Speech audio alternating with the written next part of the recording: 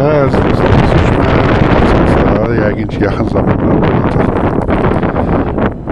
Rus dünyasının, Rus ideologiyasını, Rus dünyası ideologiyasını, Rus imperializmini hökmə mühakimə etməliyik. Baxın görün, mən durmuşam burada, bizim burada bombazadda ola bilər, hər şey ola bilər.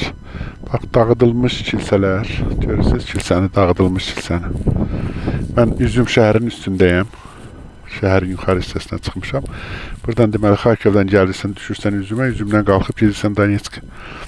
Və bunlar hamısı faktlardır. Rusların Ukraynalılara qarşı etdikləridir. Görürsünüz nə? O da Siversk Donetsk çayıdır. Bax, gördüyünüz kimi. Buradan keçir, düz gedir cənuba. İndi biz də o biraz başqa cürə gedəcəyik. Yəni, belə deyək, Üzüm şəhərindən bir yol Kupianska gedir, orada hərbi əməliyyatlar davam edir və biz istiqamətdə, Donetsk vilayəti istiqamətində, yəni o şimal operativ qrupudur, biz gedirik mərkəz operativ qrupunun deməli döyüşçüləri, dostlarımız bizi gözləyirlər, ora gedirik, ona görə göstəririmi, budur, bax, Rus dünyası. Rus dünyası və bu dağıdılmış kilsələrdir. Rus dünyası budur, dostlar. Rus dünyası hər şeyi xaraba qoyan və güya zorla insanları özünə sevdirə biləcək bir cəfəng ideologiyadır.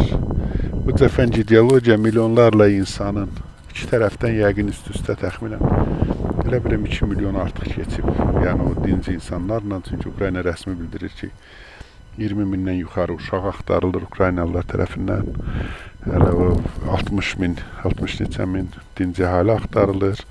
Mariupolda deyilənə görə fərqli rəqəmlər deyirlər, çox böyük rəqəmlər adam dilinə gətirməyə qorxur.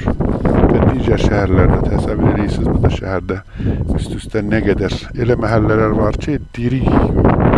Məsələn, raketlər düşür. Məhəllədə 3, 5, 15, 25 adam bunlar öz gözü ilə görən insanlar Rus dünyasını bağışlar, yaxşı dostları qəbul edə bilərmi? Təbii ki, edə bilməzlər. Təbii ki, etməyəcəklər. Və bu müharibə, dostlar, yüzilliklərlə üst-üstə yığılmış işgənin, yəni niyə Ukraynalılar bizdən yaxşı yaşayırlar? Niyə Ukraynalıların hər şeyi var? Bax, özümüz eşitmişik də, yəni Buçada, İrpində, Qastomeldə, sonra nədir o? Vorzeldə, sonra Baradyanka, ümumiyyətcə də bu ərazilərin hamısında Rusların dedikləri ifadə bundan ibarət olub.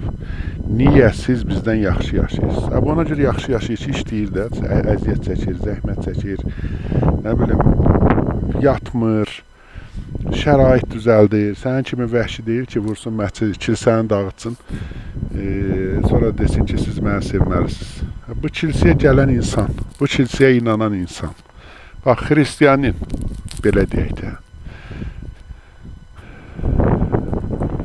indən belə Rusun pravoslav dünyasına inanar, onun Allahı sevdiyinə inanar,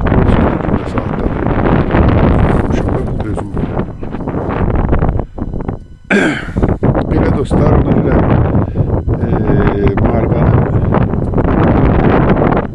Rusiya tərəfindən qələbə çalmaq şansı yoxdur. Belə vəhşiliyi heç kəs bağışlayan deyil və bağışlamırlar. Mən dediyim kimi gün ərzində artıq neçə nəfər insanlarla görüşmüşük. Təbii ki, hamısı əvvəllər məndə nə bilim Rus deyən, Moskvadan, Rusiyadan nəsə umanlar, indi də heç nə umurlar. Artıq bilirlər ki, onların gətirə biləcəyi vəhşiliklərdir. Da gözünüzün qabağındadır, göstərirəm. O cümlədən o kilsənin zəng yerində kolakolniya deyirlər. Onu nə günə qoyublar. Nəticədə ətrafda bir dənə salamat bir şey yoxdur ki. Harada gözə dəyən bir şey var, yoxdur şəhərdə. De orada bax, görürsünüz. Hamısını belə darmadağın eləyiblər. Raketlərlə vurublar. Təsəvvür edin ki, qoca insanların, yaşlı insanların, kənd adamlarının, kənd deyəndə də rayondur da, balaca. Balaca deyil, 50 min əhalisi olub. İkinci böyük şəhəridir Xarkov vilayəti. Belə günə salandan hansı Rus dünyasını gözləmək olar, onun nəyi xilas edə bilər və burada yaşayan Ruslar indən belə Moskvaya inanarmı? Yox, təbii ki, ona görə duzla çörəklə qarşılamadılar. O tərəfdə hiç gələnib, bax belə insanları qırıb tökürlər onların inanc yerinə. Görürsünüz, gözün qabağında adamız. Belə dostlar. Hələlik növbəti görüşümüz Donetsk vilayətinə girəndə olacaq.